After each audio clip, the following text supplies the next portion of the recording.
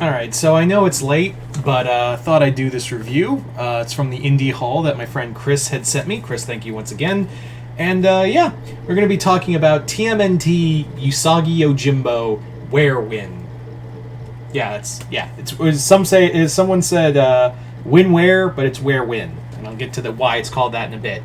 So this is in the tradition of the classic TMNT Yojimbo, Usagi Yojimbo crossovers. These two, even though they weren't part of the same company for a long time, now they're both under IDW. Although Stan Sakai apparently just has like enough clout and has his own company, so Dark Horse and IDW, I guess, are sharing the rights or something. I don't know how the legal system works, but it still looks like Dark Horse is still doing Yojimbo comics, even though Yojimbo Stan Sakai's now at IDW. But anyway, that's a legal matter for another time. So this, again, Usagi Yojimbo has been always tangentially connected to the Ninja Turtles, even though they've never, for the most part, been part of the same company. And this follows in that tradition. This was a new miniseries that they did that is kind of it's not really a sequel, but it does reference the others, like the previous sequel that had them together in a one-shot that reintroduced them together. I haven't read that yet, so yeah, I haven't read that, but you don't need to, I will say you don't need to read this. In fact, you don't really need to read that first one. I do want to read it just because I like to collect crossovers, but you don't need to read that one to understand this one. Even though Usagi knows the Turtles already, you could easily interpret it as they've already had enough crossovers together. They already know each other. It's fine. So, what is the story? So the story is, it kind of runs very much in continuity with a lot of Usagi stuff. So basically, Usagi and his friends are marching on a evil lord, but they have to stop for a bit to slay some Kappa. And no, it's not the Ninja Turtles, even though it's kind of almost brilliantly put that it's meant to throw you off that it is. But the Turtles get thrown through time to feudal Japan, even though that makes no sense, because why are humans around if these are all animal people? I guess they're trying to insinuate that maybe they're mutants from another time period, but I don't know. Who cares, really? Like, who gives a shit?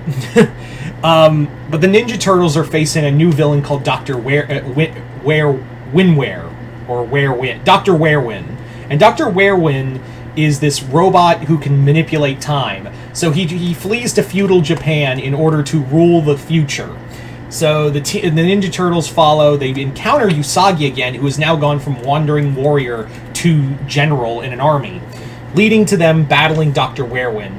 The comic itself is written and drawn by Stan Sakai, who does, as always, great artwork. Just absolutely great artwork. He's one of those independent artists that you know who he is just by, style alone, obviously. So, yeah.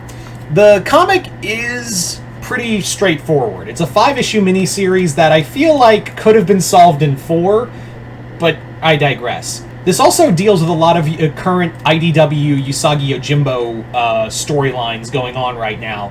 This is smack dab in the middle of continuity, but it is what I like about Stan Sakai's writing is that it's easy enough to understand what's going on without needing context. I have started collecting Yojimbo comics. I have the first big Dark Horse edition and one of the IDW trades called the Tengu War, and I'm hoping to collect more, Yojimbo comics in the future. But that's another thing.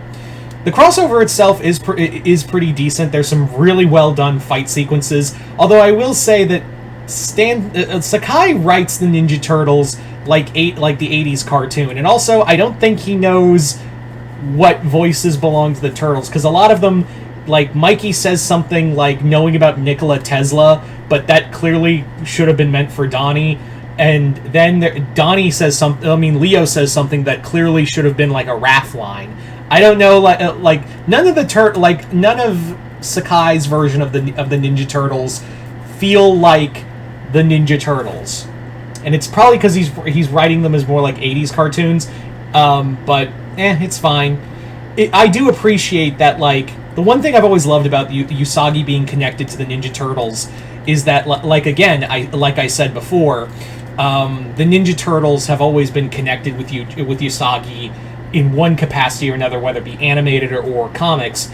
and it's always felt like natural. And Stan Sakai apparently has a very good relationship with Peter Laird and Kevin Eastman, so that's why they're so cool with each other. That's why they're so cool with the comics. So, yeah, I forgive it for that, for like the Ninja Turtles feeling just a wee bit OOC, out of character.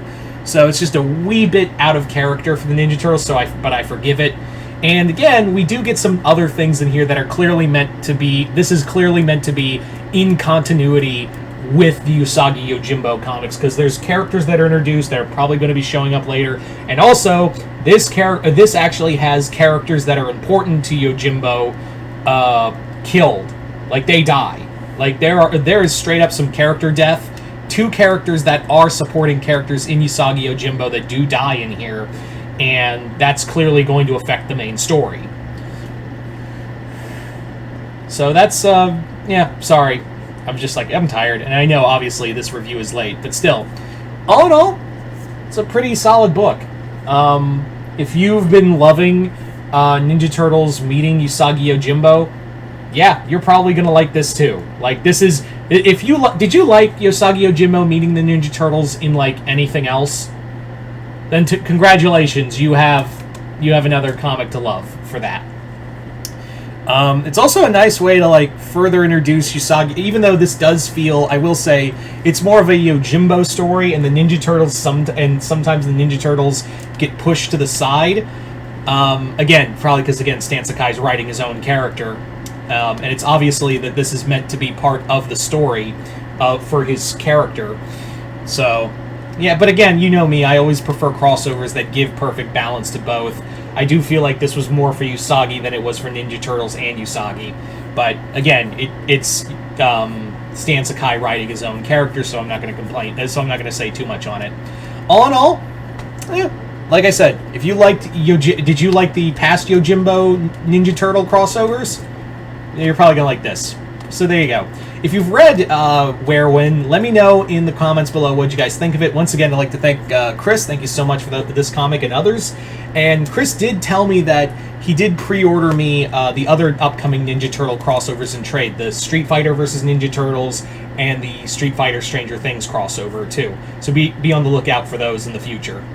Anyway, so once again, hope you all enjoyed this. I'm Mr. Multiverse. I'll see you next time in Multiverse.